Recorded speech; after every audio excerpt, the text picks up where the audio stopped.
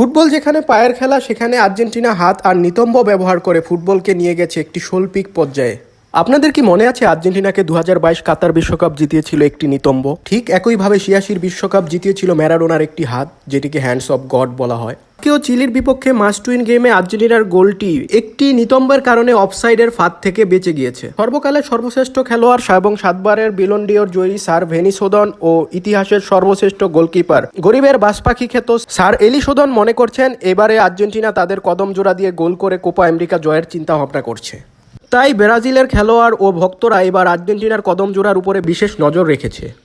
বিশেষ করে Argentina player Lautaro মার্টিনেসের উপর তারা একটু নজরটা বেশিই রেখেছে। এর কারণ হচ্ছে তার বিশ্বকাপে তিনি ফ্রান্সের একটি প্লেয়ারকে টেনে তার নিতম্ব অফসাইডের দাগের বাইরে নিয়ে গিয়েছিল, যার কারণে আর্জেন্টিনা সেই গোলটি অফসাইডের ফাঁদ থেকে বেঁচে গিয়েছিল। সেই কারণেই এবারও আর্জেন্টিনা টিম লাউতারো মার্টিনেসের উপর ভরসা রাখছে। গোপন সূত্রে জানা গেছে এবার হয়তো তিনি নিতম্ব নয়, তার কদম জোড়া ব্যবহার করেই আর্জেন্টিনাকে কোপা আমেরিকা চ্যাম্পিয়ন করবে। অন্যদিকে এই খবর শোনার পর ব্রাজিলের ভক্ত সমর্থক এবং প্লেয়ারদের মধ্যে তার কদম জোড়া নিয়ে বিশেষ গবেষণা শুরু হয়ে গেছে, কিভাবে তার কদম জোড়াকে আটকানো যায়।